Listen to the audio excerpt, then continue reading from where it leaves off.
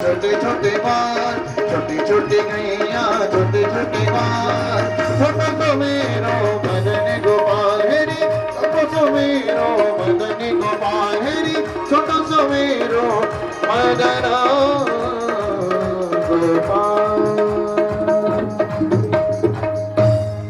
बहुत सुंदर दृश्य है, बहुत सुंदर, इतना अद्भुत है जिसके दर्शन के लिए देखो समस्त ब्रह्मांड से देवी देवताएं सब रूप बदल बदल के वहां हैं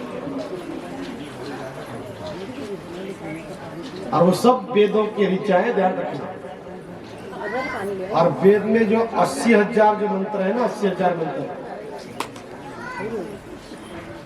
वो कर्म कांड के हैं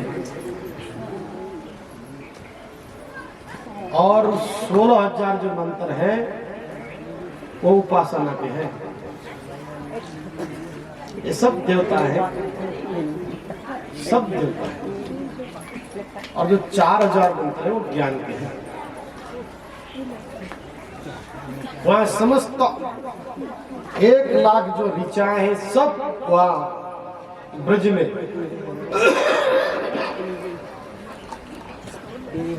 कीड़े मकोड़े पशु पंछी ग्वाले बछड़े बछड़िया बनकर ब्रज में रमण कर रहे हैं, ब्रज में आनंद ले रहे हैं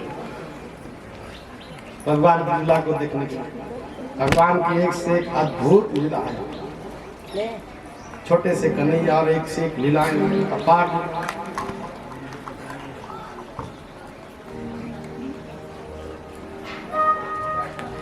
सुंदर सुंदर।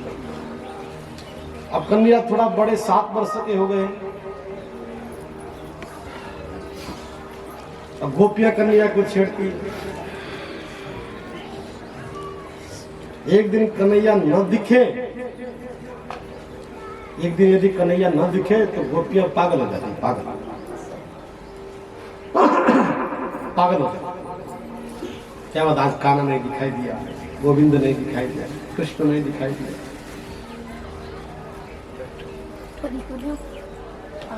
एक दिन कन्हैया ने सोचा कि अब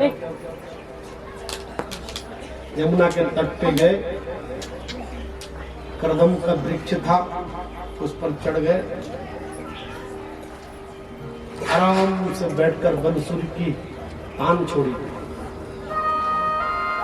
किसी को नहीं बताया था, न बंदाओं को, न सखाओं को, न किसी को, वृक्ष से। और यमुना जी के तट पे गए, करदम के पेड़ में चढ़े और आराम से बैठकर बंसुरी की तान से पूरा ब्रह्मांड को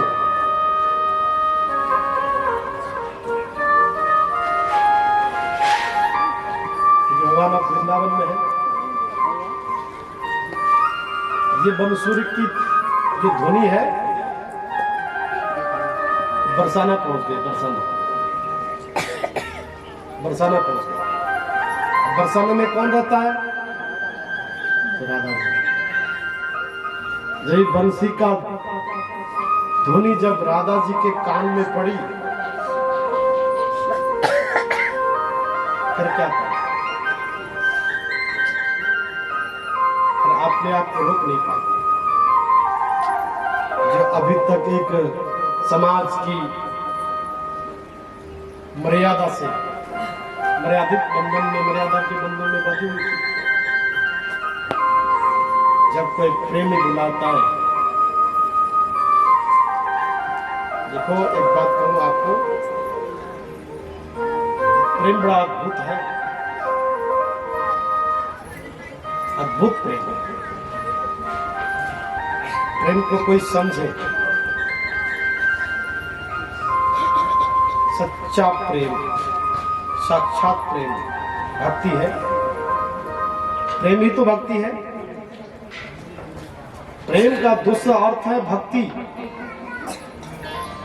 बगैर भक्ति का प्रेम हो सकता है? और प्रेम क्या मांगता है? समर्पण। प्रेम तो केवल कुर्बानियां मांगता है। जितने लोगों ने भी प्रेम किया परमात्मा से, देखो कुर्बानियां दी कि नहीं दी? परिवार चला गया, संसार चला गया, सम्मान चला गया, नाना प्रकार के लोग नाना प्रकार के ताने मारते, नाना प्रकार की बातें बनाते, लेकिन जो प्रेमी है उसको कोई परवाह नहीं पड़ता, कोई फर्क नहीं पड़ता। जिसको जो बोलना है बोलो, जो कहना है बोलो, जो कहना है कहो। अब तो राधा जी ने भी सारे बंधन को तोड़ दिया और दौड़ते हुए यमुना जी के तट पर, जहाँ कन्हैया ने बैठकर बंसी बजा रहे थे, उस यमुना जी के तट पे और कदम के वृक्ष के नीचे कन्हैया जाकर, जैसे कन्हैया बंसी बजा रहा था, वहाँ राधा जी पहुंच गई और राधा जी जाकर जो बंसी के धुन में खो गई,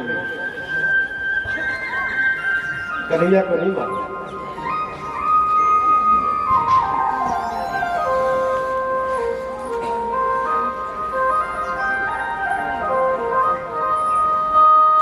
सुनो, ये भक्ति है।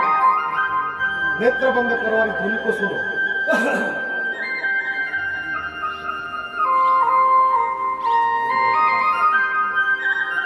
आपके सारे अंदर की कोलाहल को क्या आनंद है, क्या अद्भुत है और क्या शांति है। तनाव मुक्त हो जाओगे, तनाव मुक्त हो जाओगे, कोई तनाव नहीं। इस धुन, अरे वो तो राधा है, संसार के कोई भी प्राणी सुन ले इसको, यहाँ तक कि कीड़े कीड़े मकोड़े पशु पंछी वो भी इस धुन में खो जाता है। तीनों लोग 14 भुवन,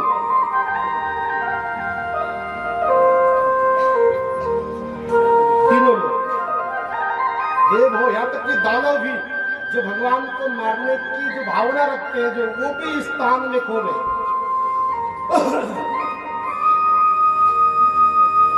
अद्भुत है, विलक्षण है, विलक्षण है।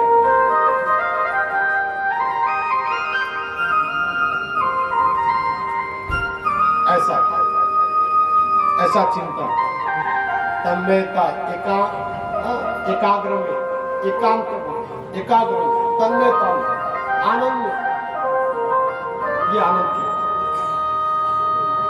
आनंद। जब भी आपके जीवन में कोई ऐसा तनाव आ जाए, मैं आपको एक सूत्र बता रहा हूं, सूत्र बता रहा हूं।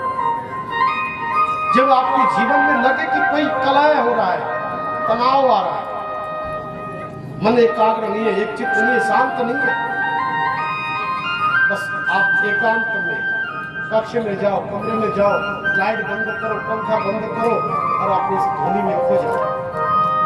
जय हो शंभो हरि बोल, हरि हरि बोल, हरि हरि बोल। बैठिए। आनंद कन्हैया ने न जाने कितने समय से वो बंसी की तान को छोड़ा हुआ है। राधा वहां कब पहुंची मालूम नहीं, आकर उस तान में खो गई और जैसे कन्हैया ने नेत्र खोले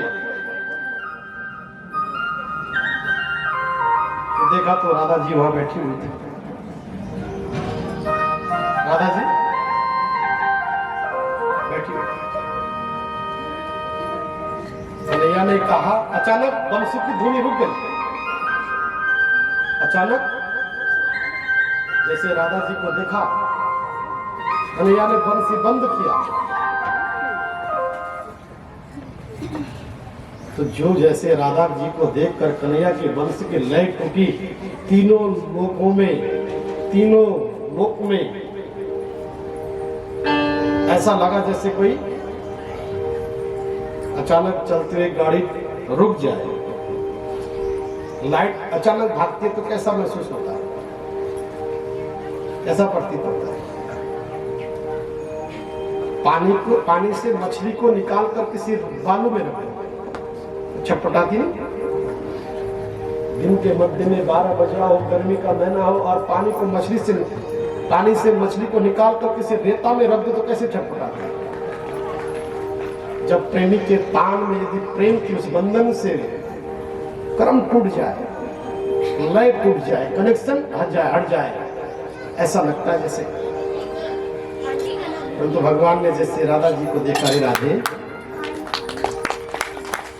अरे राधे, कब आए? राधा जी को आए घंटों हो गया। तो राधा जी बोलती, कन्हैया बंसी क्यों बंद की? बंसी क्यों बंद की? तुम बंसी बजाओ।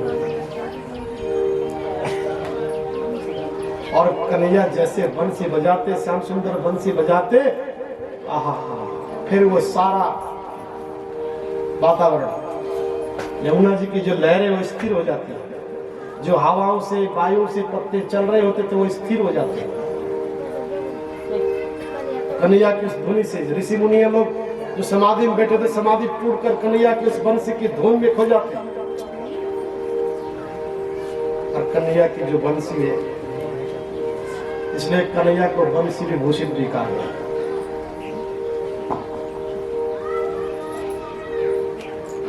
सात स्वर में कन्हैया ने जब, सात स्वर है उसमें, सात खाली बांसुरी। कन्हैया की बांसुरी की अद्भुत है। अब तो रोज गाने भी छूट गए, मक्खन चोरना भी भूल गए। अब तो रोज ये कन्हैया घर से निकलता, यमुना के तट पे आता, करदम के पेड़ पे चढ़ता और बंसी बजाता। एक दिन बंदाओं ने सोचा कि कन्हैया कहाँ गया? काफी दिनों से कन्हैया देखता नहीं कुछ। दामोदर को बुलाया, सीतामा को बुलाया, सुदामा को बुलाया, अरे भैया कन्हैया कहाँ है? अब तो यहाँ प्रेम रोग लग गया है, क्या करें? अच्छा, तुम लोगों ने किसी से प्रेम किया? ईमानदार से बोलो, झूठ नहीं बोलना। मैं प्रधान जी आए है। अच्छा, किस किसने प्रेम किया बताओ? जिसने प्रेम किया हाथ खड़ा कर। थोड़े ही लोग हैं, 2-4 लोग हैं।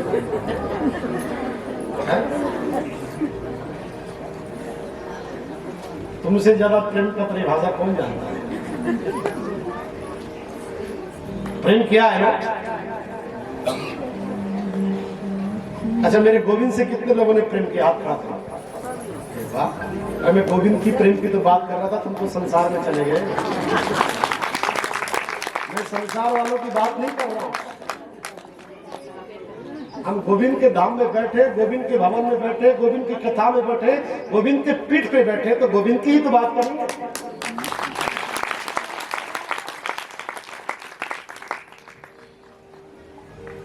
सच्चे मन से प्रेम करें। नया ने जो बंसुरी की तान बजाई, रोज राधा जी, अब तो राधा प्रतीक्षा करती, रात हो दिन हो, तब कन्हैया की बंसुरी बजे और मैं, ये प्रेम है। और राधा और कृष्ण के प्रेम में ध्यान रखना अद्भुत है, कोई वासना नहीं है, कोई काम नहीं। क्यों? जानते हो राधा कौन है? राधा भगवान की शक्ति है, जिसे हम श्री कहते हैं, शक्ति कहते हैं। बहुत सारे लोग कहते हैं कि राधा भगवान की पत्नी है। भगवान की पत्नी नहीं है, ध्यान रखना, पत्नी तो रुक्मणी है, पत्नी तो लक्ष्मी है। राधा जी तो भगवान की शक्ति है, आराध्य है। भगवान आराधना करते हैं, वंदना करते हैं। राधे कहो तो कृष्ण मिलेगा, कृष्ण कहो तो राधा मिलेगा, ये सत्य है। अच्छा, भजन करते ना, राधे राधे राधे राधे राधे राधे राधे राधे राधे राधे। देखो उसपे बजा, आप बोलते बोलते बोलते बोलते बोलते बोलते कृष्ण नजर आ जाए, कृष्ण समझ में आ जाए। ये भक्ति है। अब एक दिन क्या हुआ बताए? शरद पूर्णिमा आई। शरद पूर्णिमा जानते हो, जो ऋतु बदलता है, ऋतु बदलता है। हमारे ये आश्विन शुक्ल पक्ष प्रारंभ होता है, नवरात्रों के बाद विजयदशमी वाले पूर्णमासी आती है, वहां से ऋतु बदलती है, शरद ऋतु, सर्दी प्रारंभ होती है। भगवान ने अब कहा कि देखो ये सारे लोग मुझे प्रेम करते हैं, भगवान हमेशा परीक्षा लेता है, सब लोग मुझे प्रेम करते हैं, एक काम करते हैं कि आज इनकी सबकी परीक्षा लिया जाए। 2, 4, 5 गोपियों को बुलाया। भगवान ने कहा देखो कल जो है शरद पूर्णिमा है और मैं चाहता हूं कि कल रात को हम सब वहां मिले और रास करें। तुम सभी गोपी को खबर भेज देना। अब धीरे धीरे सारी बात ये ब्रज में फैल गई और फिर से बात ये कहां तक फैली, कैलाश तक, बात भोले बाबा तक पहुंच गई। अब कल का दिन सारे लोग तैयारी में लग गए, पूरा दिन तैयारी में गया। आप लोग भी जाते हो ना ब्यूटी पार्लर, नहीं जाते हो? 60 वर्ष की हो गई फिर भी ब्यूटी पार्लर जाते हैं। बेटे की शादी हो, बेटे का शादी हो, है? देखो माता जी हंस रही है, खुश हो रही है। क्या करें माता जी, आप भी जाते हैं? हरि बोल, हरि हरि बोल। क्या सजावट होना भी चाहिए। देखो 16 श्रृंगार कहा गया है, श्रृंगार नहीं करेंगे तो कब करेंगे? अच्छा एक बात मुझे 60 साल की बात से एक बात याद आ गई। आप लोग रोज दर्पण देखते हो ना, शीशा देखते हो ना, वो कभी झूठ बोलती है? आप जैसे हो वैसे दिखा देते। तुम 60 साल की हो, तुम 50 साल की हो, तुम 30 साल की हो, तुम 20 साल की हो, 15 साल के हो, जैसा है वैसे दिखता है। दुनिया की कोई ताकत नहीं कि दर्पण झूठ बोल दे। सारी दुनिया झूठ बोल, लेकिन दर्पण कभी झूठ नहीं बोलती, शीशा कभी झूठ बोलती है। तो एक बार क्या हुआ, एक फाल्गुन मेला, कुंभ मेला लगा हुआ था। कुंभ मेला में एक माता, मेले में सब लोग जाती थे, हम लोग भी आज देखो मेला लग जाए तो घूमने के लिए जाते हैं, कोशिश करते हैं कुछ ना कुछ खरीदने। एक 65 साल की माता मेले में पहुंची, तो मेले का अंतिम दिन था। ये हकीकत जता रहा हूं आपको, जीवन को वास्तविकता रूप से जानना चाहते हो तो दर्पण में खड़े होकर देखे करो। दर्पण में खड़े होके बड़ा शीशा लगाओ, उसको देखो कि मैं कैसी, जैसे तुम दर्पण में दिखते हो वैसे मन को दर्पण बनाओ। मन में कोई छल कपट राग द्वेष से मुक्त हो जाओ, दर्पण शीशा की तरह बन जाओ। जो शीशा जैसा है वही निर्मल है। तो बाजार में गई, सारा बाजार घूमते घूमते शाम को 5 बजने वाला था, मेला भी 6 साढ़े 6 बजे बंद होता। तूफान जैसे, हवा जैसे, बरसात जैसा मौसम हो गया। अब लोगों ने मेला का अंतिम दिन भी, और कौन आएगा, लोग समेट रहे थे। इतने में एक माता जी 65 वर्ष की वहां पहुंची और एक दर्पण वाले के पास खड़ी हो गई। अरे भैया भैया सुन, अगर कोई दर्पण दिखाओ, कोई दर्पण दिखाओ। दर्पण दिखाया, उसने कहा माता जी ये 40 रुपया का है। अरे भाई ये तो बहुत महंगा है। दूसरा उठाया, ये 20 रुपया का है। अरे भाई ये भी बहुत महंगा है। थोड़ा छोटा निकाला, अच्छा ये 10 रुपया का, भाई ये भी बहुत महंगा है। फिर उसने निकाला 4 रुपया वाला, माता जी देखो ये छोटा भी है, सुंदर भी है, 4 रुपया। अरे भैया मैं जानती हूँ महंगाई बहुत बढ़ गई है, लेकिन इतनी महंगाई भी नहीं कि जो तू इसको जो है तो 4 रुपया में। तो फिर एक 2 रुपया वाला दर्पण उठाया, शीशा उठाई छोटी से, 2 रुपये का। माता जी ये 2 रुपये की है, ये सस्ती भी है, अब जल्दी करो क्योंकि मेला समापन होने वाला है, बरसात होने वाला है, मुझे जाना भी है, समेट लो। अरे भाई 2 रुपये की, ये 2 रुपये की, इतनी महंगा। मैं जानती हूँ कि महंगाई ने आसमान छू लिया है, लेकिन इतने महंगे भी नहीं भाई। हमारे जमाने में एक आना के मिला करते थे। क्या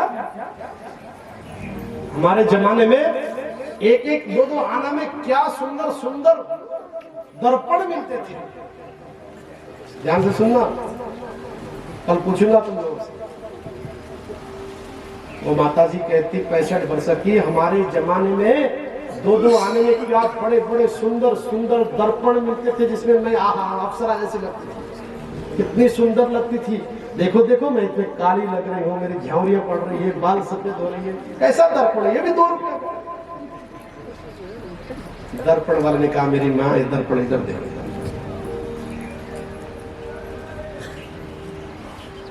आज कितने वर्ष, 65 वर्ष। अब तो 50 साल पहले, 40 साल पहले, 35 साल पहले तू आती थी, आना 2 आना में तेरे को मिलता था। दुनिया में कोई ताकत नहीं कि 65 वर्ष की माता को 25 वर्ष की बना दे, ऐसा कोई दर्पण नहीं। ले जा मुझे। समझ में आई?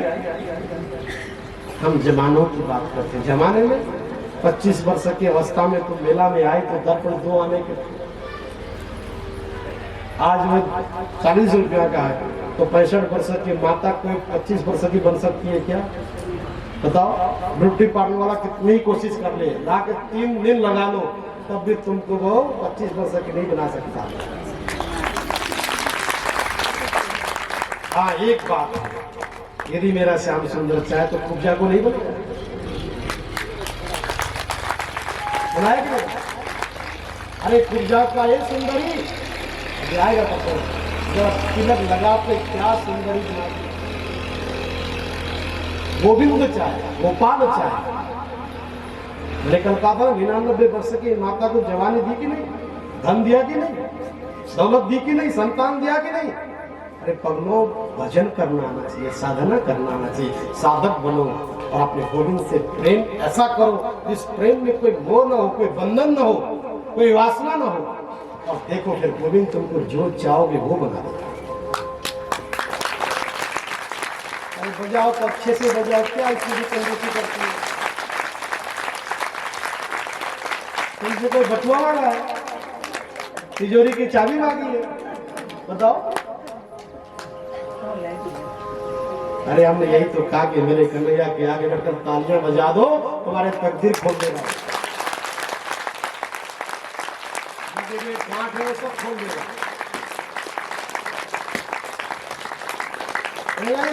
गोपी को बुलाया, बड़ा प्रेमी थी, बड़ी नजदीक थी। कहा सुनो, कल शरद पूर्णिमा है और कल रास रचा है। तो बात घूमते घूमते पहुंच गई शिवलोक तक, और वहां पार्वती जी बड़ी सुंदर ढंग से सज धज के बड़ी तैयार हो रही थी। बाबा जी आ गए। बोले बाबा जी ने कहा क्या बात है पार्वती, आज बहुत सुंदर लग रही हो, बड़े अच्छे से सज रही हो। हाँ, सुबह से कहाँ गई थी? ब्यूटी पार्लर सखियों को लेके लगी हुई थी, बड़े सुंदर चोला पहना, घाघरा पहना, बड़ी अच्छी मेहंदी लगाई, बड़ा सुंदर ढंग से सजी धजी।